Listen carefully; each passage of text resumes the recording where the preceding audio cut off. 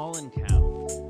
Fuck your pollen. It was like itchy as hell when I was playing my Switch earlier. I couldn't even like focus. It was like making me irritated. And the game was already tough enough. So I was like itching, but like trying to play the game. It was horrible. Fuck, man. I hated it. You just want to bathe in hydrocortisone. Yeah. So, it is the SuperClash podcast, a podcast about shorter games. It is episode 54. 54. I am your host, Kale. Hey, guess what? It's Connor again. And it's another Friday, and the sun is shining, and it's really bright outside because I'm facing a window. Yeah. And I'm just fucking glad it's Friday, man. It's been a week, and it was a short week, too. Yeah, we had the 3-day weekend before this, and now it's like, I don't know. I just feel like exhausted. I don't know. Maybe just having that extra day just made me more tired. Yeah, and just this week just dragged. My gerbil brain is worse than usual, too, as a result. Yeah, I know that maybe I didn't have enough caffeine today because I feel like I'm like spacing out. Like I just want to like stare at a wall. Hopefully, I can stay focused here, and I'm completely brain dead, man. Yeah. Like, and here's the thing: I was so excited to come in. It's gonna be a great episode. We have a lot of thoughts on the games we're talking about tonight, and this is around the time we usually like small talk and everything, and there's really nothing to talk about. I mean, because the week just was your average week. I woke up, I went to work, I cried, and I played the games, and I went to bed. Yeah. Oh, wait. You know what we both did, though? We played the DLC to Sniper Elite 4. I wasn't going to say that, but yeah, we also did that. What were you going to say? Just go on with this, and I'll mention it after. Yeah, so Connor and I played the DLC to Sniper Elite 4 after finishing the main story. There are, I think, 4 DLCs. Yeah, there's a 3-parter, and then the Target Führer. Yeah. I would have to say that Target Führer was probably my favorite.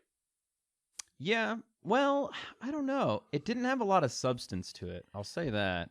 And which I will talk about in a little bit. But Project Deathstorm was basically like you basically had to dismantle like a plan that the Germans were putting together. Yeah. Codename Deathstorm. Yeah. Whatever German for Deathstorm is. So I don't know. But it was a lot of fun, and as usual, Connor and I played Sniper Elite in probably the worst way you can. Or the best way. It was definitely the most fun way. Just running and gunning. I think we probably killed hundreds of Nazis. It was great. Yeah. But Target Führer, it was basically just, we played it the way we usually play it, but it was meant to be played as a Hitman level. Once we got into the compound that Hitler was in, I took the shot and hit him directly in the head from 300 meters away. It was a great shot. Yeah. And then we had to run or gun our way out. I went back to it after we played and played a little bit on my own. And there are multiple ways you can kill Hitler. You don't necessarily need to just snipe him. He follows a pattern, and the person over the intercom will announce what he's doing for everyone to know because it's their Führer, you know? Like, Hitler is going to make a speech in this location. Hitler is inspecting the U-boats. Hitler is inspecting the torpedoes. And you can use this as well as tracking him to kill him in different ways. The second time I played, I had the right angle for the torpedoes. And so I shot the lock holding the torpedoes in. They go tumbling down. Apparently they were armed and they exploded, killing Hitler. Basically eviscerating him. Oh, yeah. I eviscerated him and like 4 other Nazis. So I ended up getting like a five kill. Damn. So, and then I snuck out. I almost snuck out without anyone noticing me, but it was just at the last second when they noticed me. Oh. So, but that's essentially how you're supposed to play that level. Is you can crush him with a U-boat, you can shoot him in the testicles, you can shoot him while he gives a speech, and that's basically what that level is designed to do, and it's to increase replayability. So I see. It's as much fun as it is with a team or with playing co-op. I would argue that maybe it's meant to be played by yourself so you can to complete these objectives.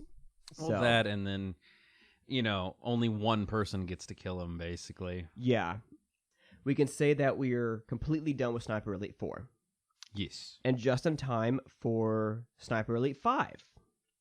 And you and I just played this for a little bit. We only played maybe like 2 levels. Yeah.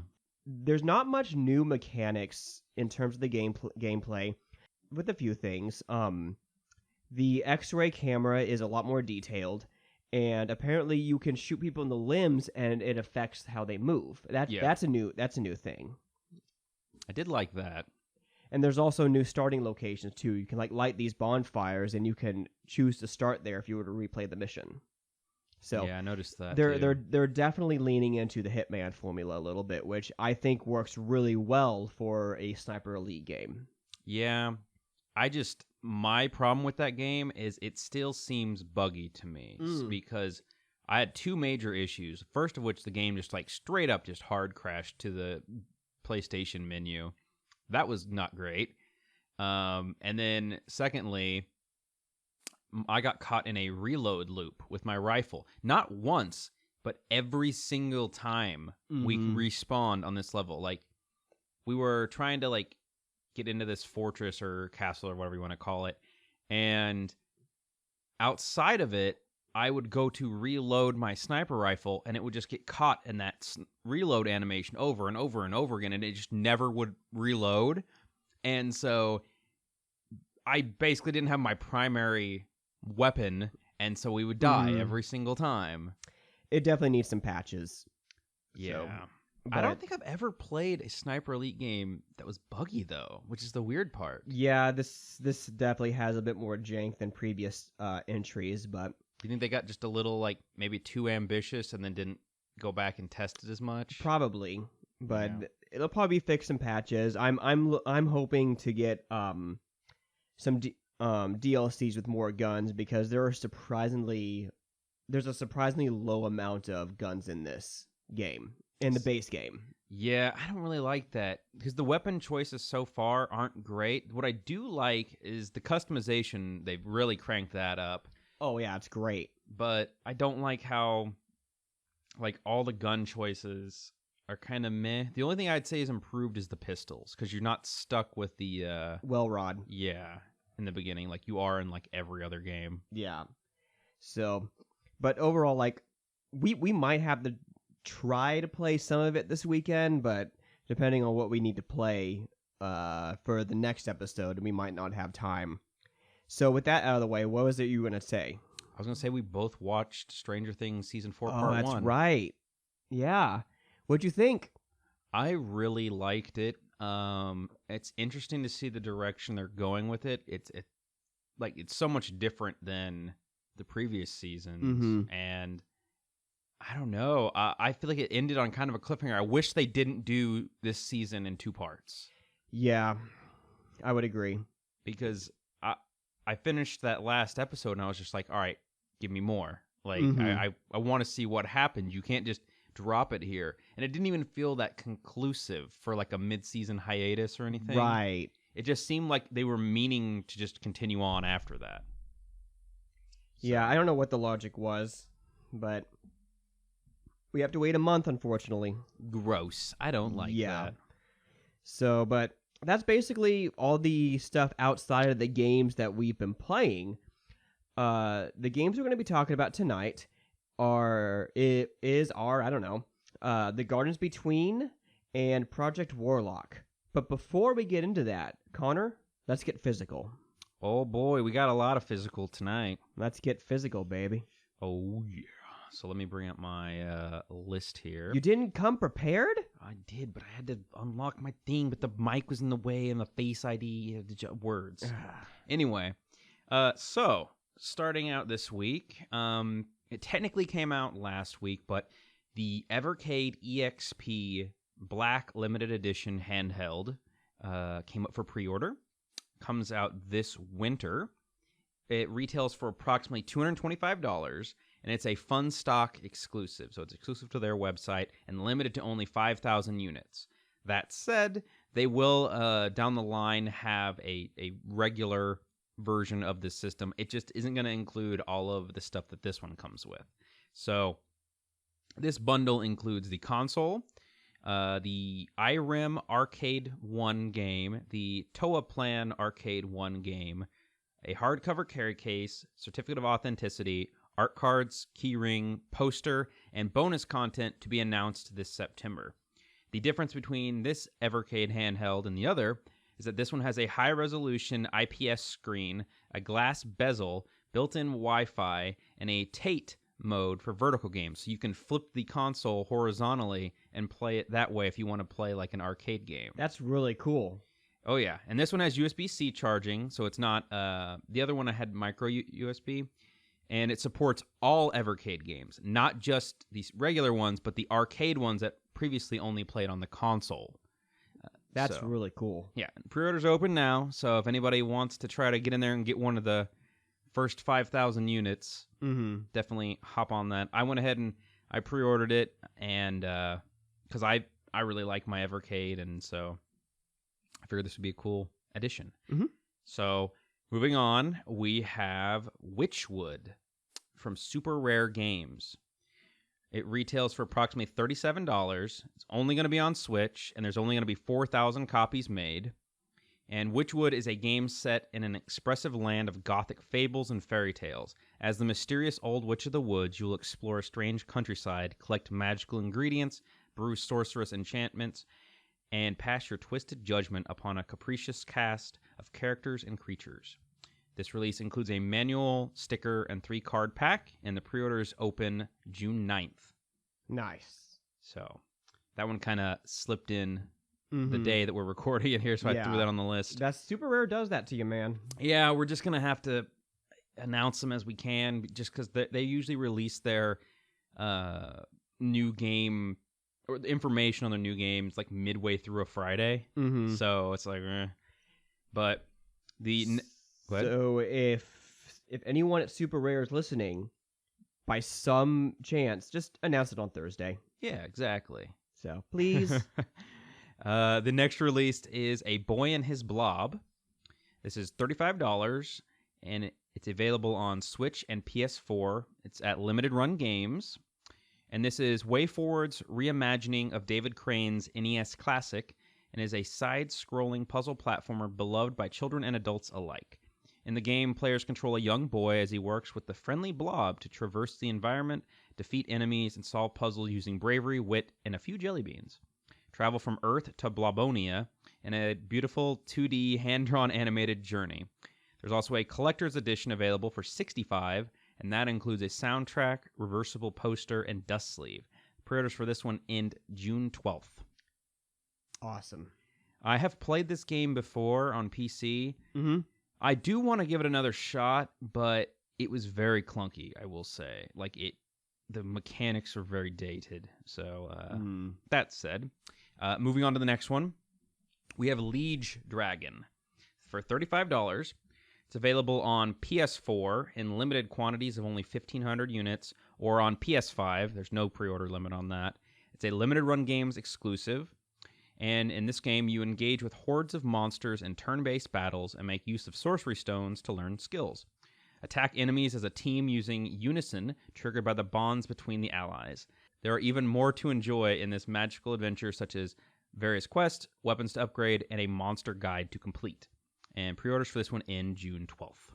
Nice. I'd be excited for that monster guide. I always like anything that has like good art of monsters. That's why I love the Dungeons & Dragons Monster Manual. Oh, yeah. So, the next release, man, there's a lot of limited run games releases. Man. Is Contra Anniversary Collection retails for approximately $35, and it's available on Switch and PS4. Limited run games exclusive. The Contra Anniversary Collections brings the classic run-and-gun franchise back to the modern platforms and a new generation of players. There's a classic edition available for $65 that includes a silver box, soundtrack CD, poster, and retro dust sleeve. You can also purchase the Ultimate Edition for $175, which includes everything that's in the Classic Edition, plus a steelbook, acrylic standee, enamel pen, lenticular art print, mini replica flying capsule, the History of Contra hardcover book, and metal keychain. Pre-orders end June 12th. Alrighty, moving on. We have Astro Aqua Kitty Pawesome Collection. Like awesome, but with a paw. Mm-hmm. This is approximately $35, available on Switch only.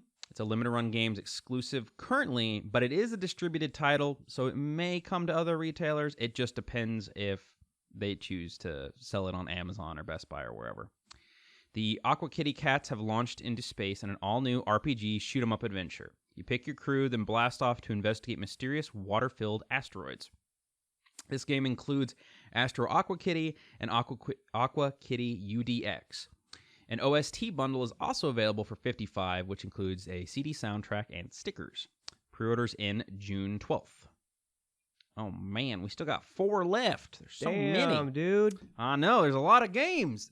June is a big month for games. Mm-hmm. So the next one is Vampire the Masquerade Swansong. This game is $50. It's available on the Series X, PS4, PS5, and Switch, and it's a wide release. You can get it anywhere. Vampire the Masquerade Swansong is a narrative RPG in which every choice you make determines the fate of the 3 characters and of Boston Camarilla. Play as 3 vampires, wield their powers wisely, and strike the right balance between your human and animal side in a heart-pounding story in which your choices will decide the fate of Boston. Will you choose intimidation, seduction, or stealth? Game releases on June 14th. Very nice. Have you heard anything about that one? I haven't. It seems really cool. Mm-hmm. But the next one is the House of the Dead Remake Limidead Edition. I got really confused because I'm following along on the computer and I thought you spelled limited wrong. Nah, Limidead. This release is $40. It's only on Switch and it's a wide release. You can get it anywhere. The famous zombie shooter is back in the House of Dead Remake Limidead Edition on Nintendo Switch.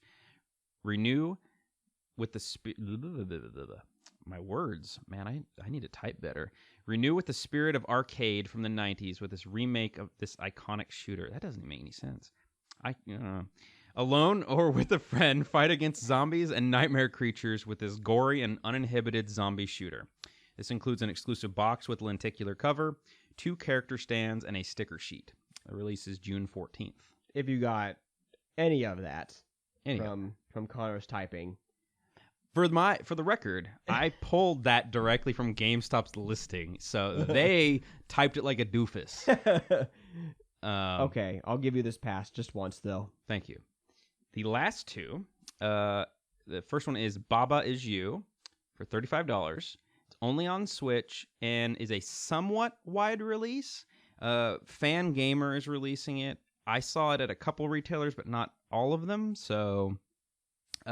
Baba Is You is a puzzle game where you change the rules by which you play. In every level, the rules are present as blocks you can interact with. Interesting. By manipulating them, you can change how the level works and cause surprising, unexpected interactions. With some simple block pushing, you can turn yourself into a rock, turn patches of grass into dangerously hot obstacles, and even change the goal you need to reach to something entirely different. Releases June 17th. Do these sites not proofread what their descriptions are? Bro, I pulled most of these. Well, the Limited Run Games ones weren't too bad, but these ones from GameStop I know it's like... not you, but I'm following along. It's like, I'll flat out say, I'm not the greatest writer either. Like, my wife writes the descriptions for the episodes, but...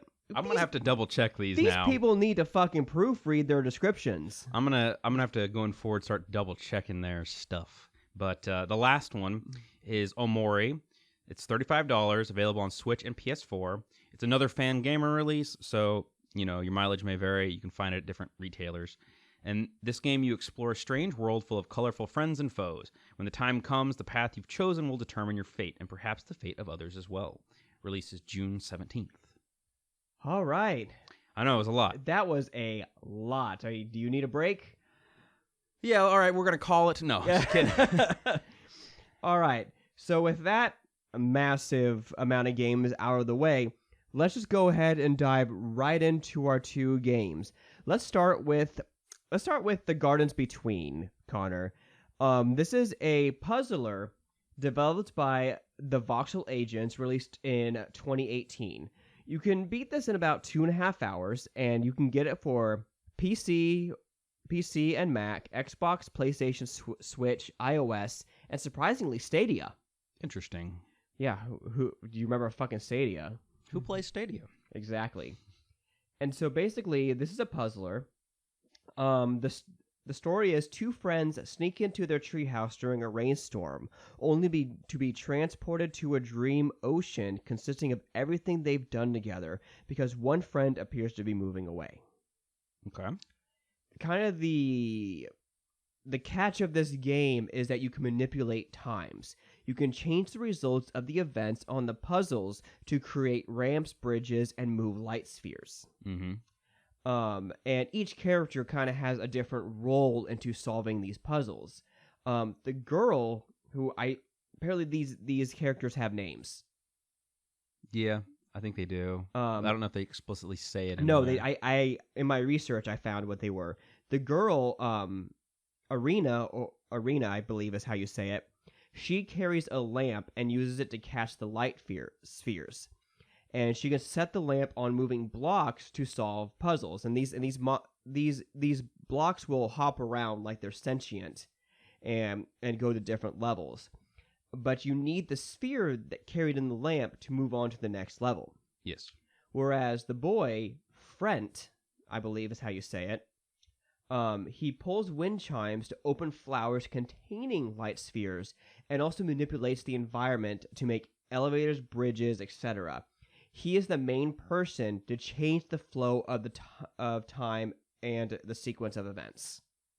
Yes. So, and so these puzzles, for the most part, they're challenging, while the solutions are still pretty clear to you with just a few tries.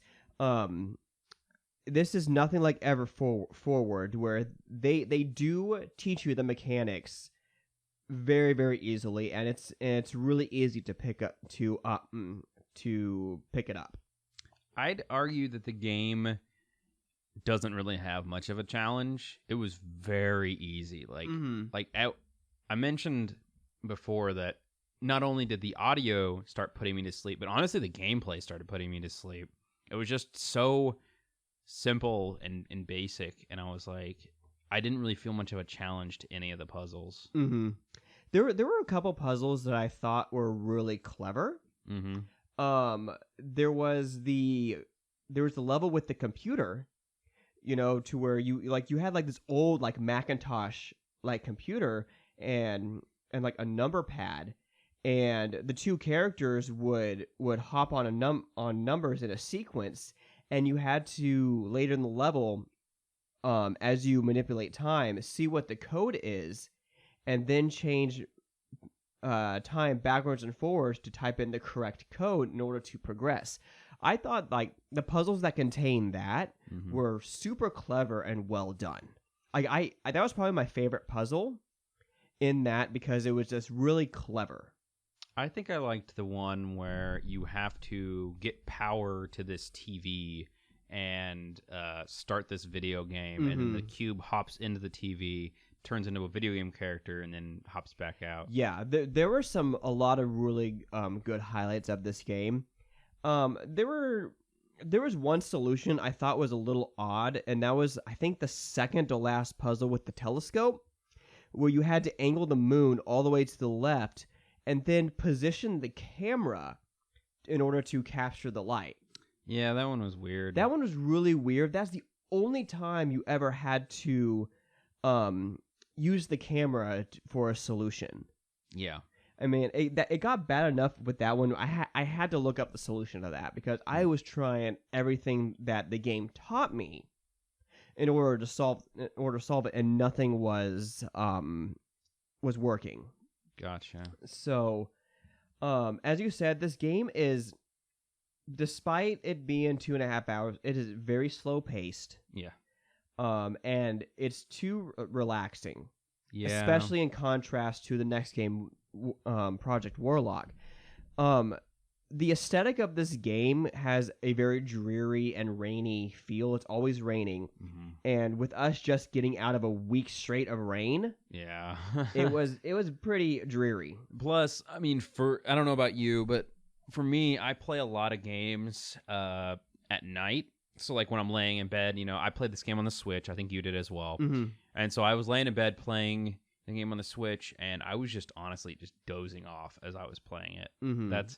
I had to pretty much, I put it down for that night when I started getting too tired. And then the next day I just had to kind of like force myself to stay awake through it. Mm-hmm. And I don't think that's a really good thing about a game, that it puts you to sleep. I don't know. Yeah. Overall, though, I think I despite all this weird stuff and the fact that it was really relaxing, I liked this game enough. To the point where like I'm glad I played it. I actually bought it when it was on sale. It was like what, $2 on the Nintendo store at the time when I bought it. And it's well worth it when it's on sale, in my opinion. Yeah, I bought the physical release from Super Rare, and honestly, for as short as it was, I think if I had known that it was going to be this short and this kind of, I don't know, tiring to play, I probably wouldn't have bought it, because I think it was probably around 30 from that, Yeah. But what would you rate this game? Visually, the game looked fine. The mechanics were interesting enough, and they kind of taught you how to play the game well enough, so I don't have any complaints on that end. From an entertainment side, I was not incredibly entertained with it, so I'd probably give it like a 7. That's about how I would put it too. Like, it's a competent game, Mm-hmm. and it's got some unique puzzles and stuff, but at the same time, you didn't really care about any of the characters because they didn't establish any backstory for them in the beginning. No. And you're just doing things. And then when you're done doing things, the two characters part ways, and that's it. Yeah. Huh. Okay. So I probably liked it a little bit more than you did, so I would probably give it like a 7.5. Okay. So, because I generally just kind of like really clever puzzles, stuff like that. So That's fair. but yeah, that's Gardens Between. If it sounds interesting at all to you guys, go ahead and pick it up if it's on sale at least. Let's move on, and I think we have a little bit more to talk about with the next game than this one. Project Warlock. This is developed by Buckshot Software, released in 2020. You can generally beat this in 7 hours if you're rushing, and you can get this for PC, Xbox, PlayStation, and Switch. Yeah. So I have a confession to make here, Connor. Mm-hmm. I've played this game a bit the first time, around the time when I got my Switch, and I got to around like the 4th world, I believe. I got on my Switch and saw where I was at. But with the new format, I really wanted a reason to go back and finish it. But I still started it over so to kind of just refresh my memory on it. So, but what this game is, it's like a classic Doom-like shooter with 16-bit graphics and everything. I believe 16-bit. This doesn't have a story, but the appeal is the gameplay loop, is essentially. It has a story. A little bit. I can't tell you what it was about. Yeah, you'd have to read the cutscenes between each world, but yeah. Who reads anymore? Yeah, that's not what you play these games for. Yeah, for real. So you play as a warlock. Big surprise. So you have magic abilities along with an arsenal of powerful weapons. What stands out from this, compared to other Doom-like games, is that it has RPG elements. Now, I understand that like games like Doom Eternal had RPG elements. You can like upgrade your Praetor suit and everything. But this is deeper. You can upgrade your health, ammo capacity, strength for melee, and mana. You pick up treasures for XP and upgrade points to purchase weapons and upgrades and magic abilities. Every 5 levels that you gain, you get perk points to unlock perks that give you further advantages. Like, for example, picking up two more shells in a standard ammo shotgun ammo pickup. You can upgrade weapons. They have 2 options to upgrade. Each one will grant a different style of gameplay. Mm-hmm. For example, the double barrel shotgun will have an option to shoot 4 shells at once, or I believe red hot pellets that will light enemies on fire. Yeah. So what's really cool about this game is that with all this stuff, it opens potentials for builds. So if you want a more melee-focused Warlock, you can do that. If you want a run and gunner that focuses on the shotgun, you can do that. If you want to use just magic, you can do that. And so it offers a lot more replayability than other Doom-like games. There's a couple issues with this, though. Before I get into that, though, you would also navigate a series of short levels, finding secrets and killing lots of monsters, just like classic Doom. A level can have 1 to 4 stages, and after completing all the stages, you are transported back to your workshop, and that's where you upgrade your weapons and unlock abilities. Mm-hmm. Most of the time, these levels can be completed about 3 to 7 minutes. They're very short. Yeah, there's just a lot of them. Generally, it's longer if you're looking for secrets and taking your time, and honestly, they can be very hard to navigate through. Yeah, some of them are like a labyrinth. I've gotten lost several times. What's also interesting about this game is that each world, I use in quotation marks, is a completely different aesthetic. There is a medieval aesthetic, there's an Arctic aesthetic, there's a futuristic aesthetic. There's an Egypt one. In Egypt, yes, thank you. I can't believe I forgot about that one. And all the enemies that you fight are kind of tied to that theme, but they function basically the same, more or less. So the Yeti in the Arctic level is basically the same thing as the Skeleton Knight in the medieval level, who charges at you and takes swipes. The Glacier Mage in the Arctic level is like the Demoness in the medieval level, with the only difference is that the mage can create a barrier with its ice block that's encased in when it dies, so it almost creates an area of denial that you need to destroy that as well. Yeah, and there's a huge variety of enemies there's per world. A massive variety. And once you get into the game, it is a lot of fun. However, there is a massive caveat to this game that Connor and I both agree. All right? It is frustratingly tough at the beginning. Your weapons feel ineffective, and there's not enough ammo, health, or mana. And if you die, it's right at the beginning of the stage. Yep. There's no checkpoints in this game.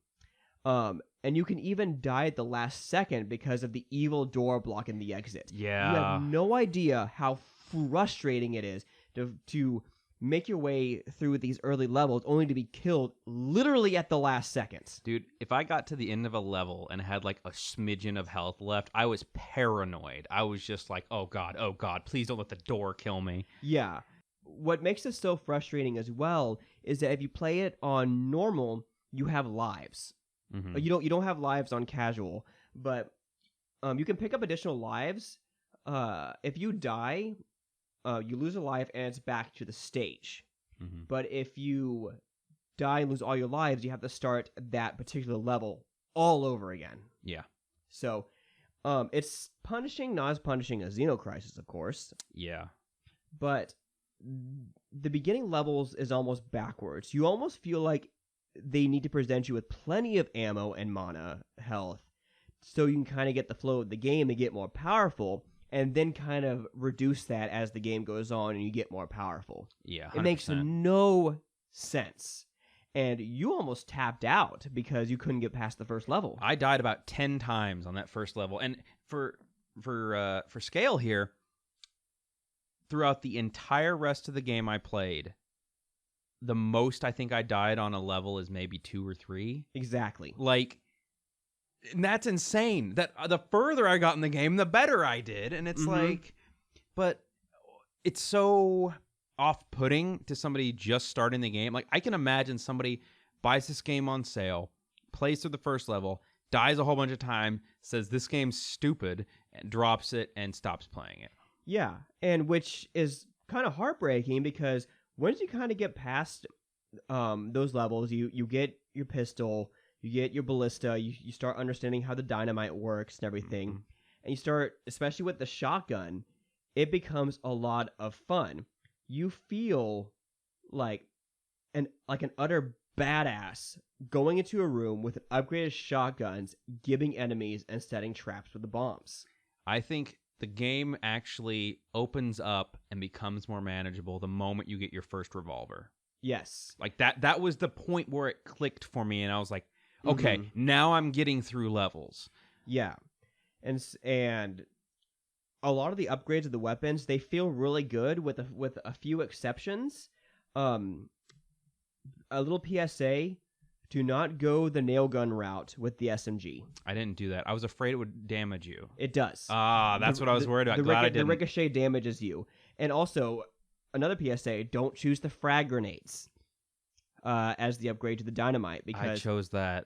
Because it has a lingering effect with fragmentations. It can hurt enemies over time, but hurts you as well. It's not good for confined areas. That's why I was taking some damage. I didn't know about that. And which is frustrating because there's no perk in your perk list that makes you immune to your own damage. I think it could work if there was a perk, unintentional rhyme, if there was something like that.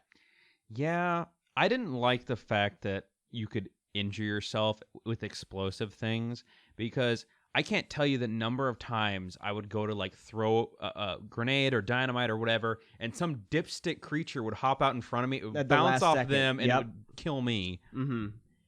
Overall, though, like it's still a really fun game, and the music, by the way, is really, really good. I do love the music. Like I need to play my favorite track after we're done recording. Because the first time I heard it, I was humming it in my head all day. Yeah. I have a mental list of all the good and the bad from this game that kind of, if the bad didn't exist, this game would be a 10 out of 10 for me. Yeah. I would completely agree with you as well. Another thing, and I'm not sure if this is a nitpick. When we go back to when we were talking about the levels and how the levels have different aesthetics, nearly everything changes in that level. Even what the health and the mana look like. Yes. And I don't like this, personally. You don't like? I thought it was unique. No, because, for example, like the health and mana in the Egypt level are hieroglyphics. Yes. I'm fine with the treasures taking or changing looks, that makes sense. But in my opinion, things as important as health and mana should remain the same so the player can easily spot it. I think the caveat to that is they at least stayed the same color scheme, I think. They were kind of like a reddy orange, and then you had like a blue thing. And the blue thing was the mana, the reddy orange was the health. Yeah, which I get. But they already keep the ammo the same, I'd say if I had to, I actually liked that. I'd say if I had to pick out my positives from this game, it would be the overall enemy variety. Every new level you went to didn't feel like a reskin, and it didn't ever feel like the enemy types wore out their welcome, because they would constantly introduce new creatures throughout. And if you get to the final set of levels, that's when you really get an appreciation for it, because what happens is they combine all the stuff that you've fought before. So you're playing through a hellscape version of Egypt or a hellscape version of Antarctica. And so now you have the demons from one with the creatures that you fought in Antarctica, or the mummy kind of creatures from Egypt, and then the demons with them. So that part I really, really liked. I liked the weapon variety, and I thought overall, like the killing the enemies was super satisfying, Oh yeah. and those are the parts that I love and like kept me interested in playing further. The parts I didn't like, I would say, would be that first level. Like, fuck that first level. That was awful. A bad way to start. Man, I texted you with a whole bunch of tips, and I don't know if they paid off or not. I was straight up like mad at that point. Like I was just like, really? And when I got through it, as I said, once you get the first pistol, then everything is relatively smooth sailing from there. There's challenge, yes. The game's hard for sure, but it was after that point I was like, all right, I got this now. And I would say there are some performance problems with the game.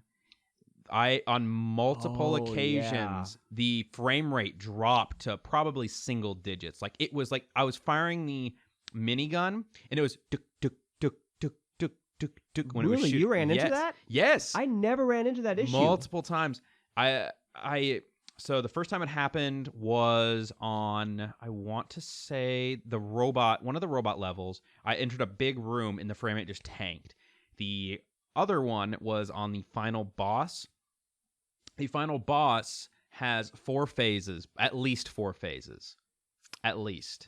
So I got all the way to the final boss. I will confess that I beat the first wave boss. I beat the second wave boss. I beat the third wave boss. The fourth wave boss, he kicked my ass. And here's why. The game... So, how do I say this?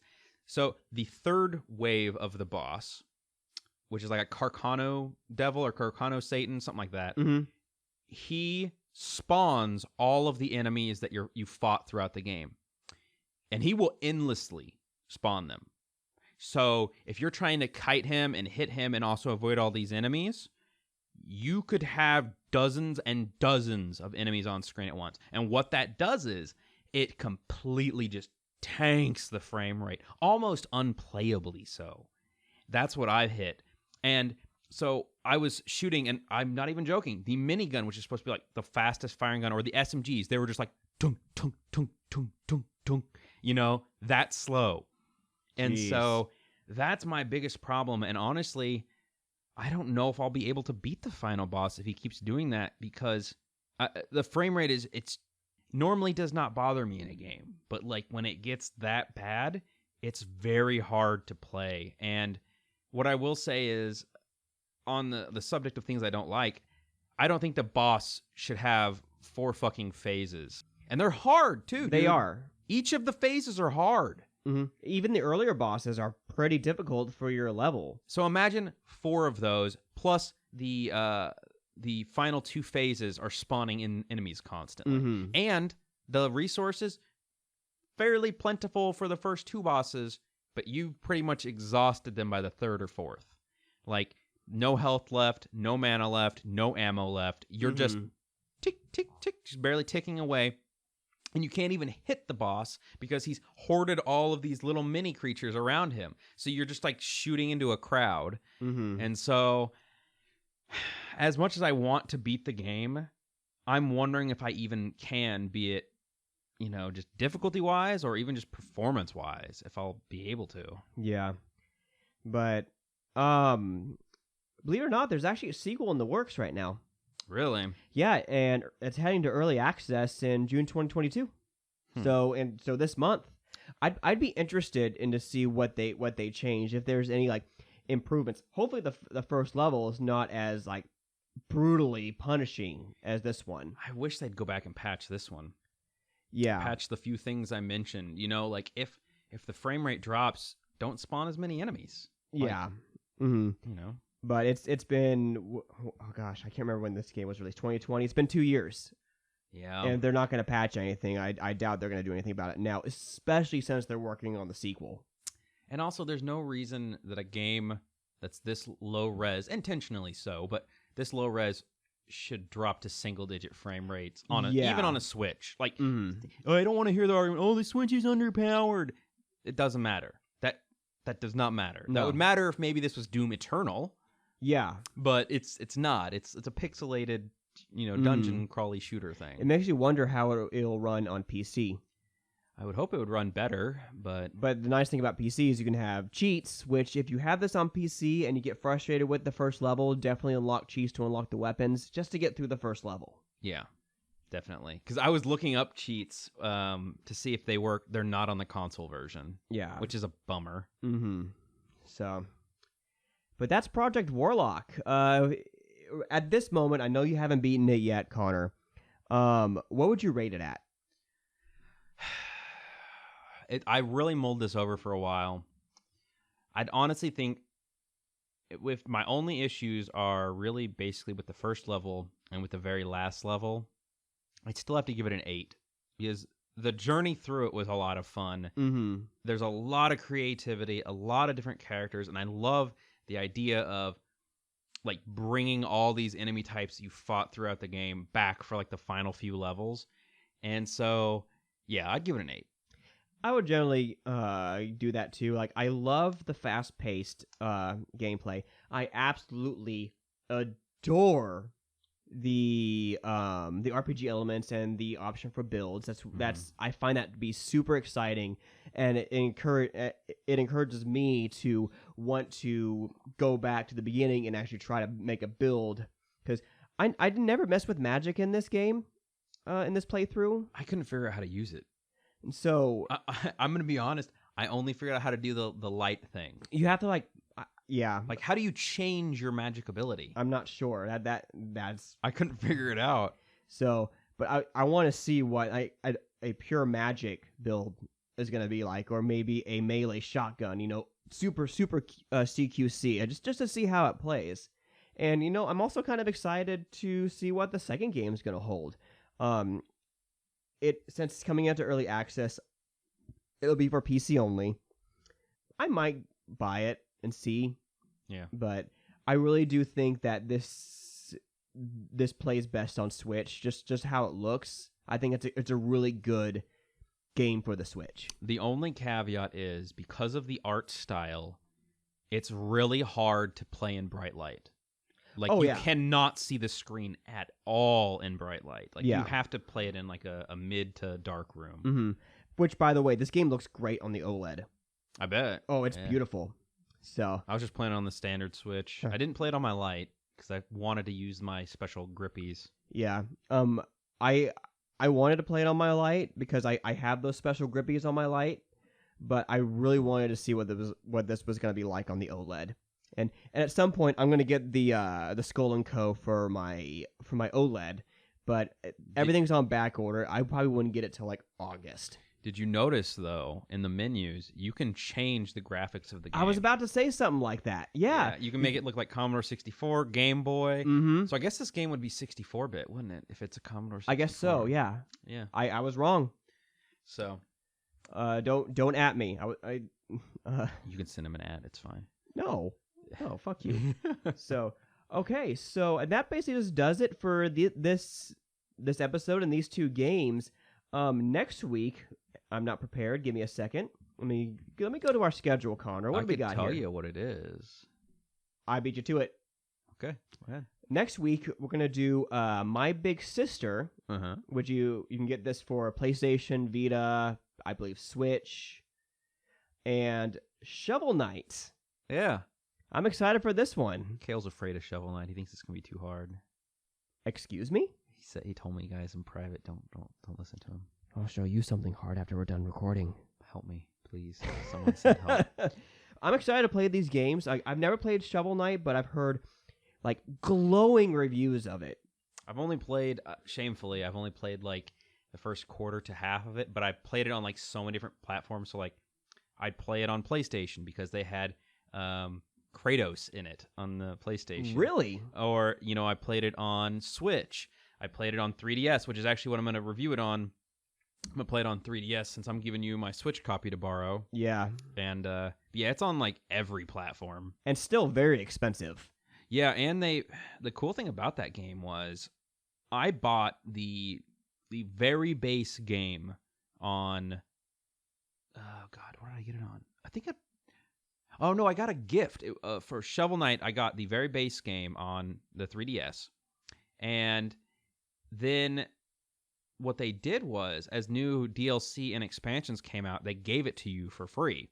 That's awesome. So, you know, you don't necessarily, if you already owned the game, you didn't have to buy all that new DLC coming out, which is great. So, and I noticed you thought there were like 4 versions of this game. Well, because what's interesting is when I looked it up on the Nintendo store, it said Shovel Knight and like Treasure Trove Edition, and then Shovel Knight Dungeon Edition, and there were different editions. That's why I got confused. Yeah, Treasure Trove has like all the DLC. Yeah. So I think all the versions, if you owned it previously, I think the 3DS version I have upgraded to Treasure Trove, and the one I'm letting you borrow is Treasure Trove, and it includes like, there's like 2 or 3 expansions in it. But for the sake of this, we'll probably just play the base game. But yeah, they added co-op and stuff too, which is kind of cool. Yeah, that's cool. Yeah. So, but that'll just about do it for us, guys. Thank you so much for listening, and I'm sleepy and very hot right now. I am too, because it's very hot in this room right now. Yeah. And not in the good way. No, in the sweaty way. And not in the good way in that either. Oh. All right, guys. We'll see you guys next time. Bye.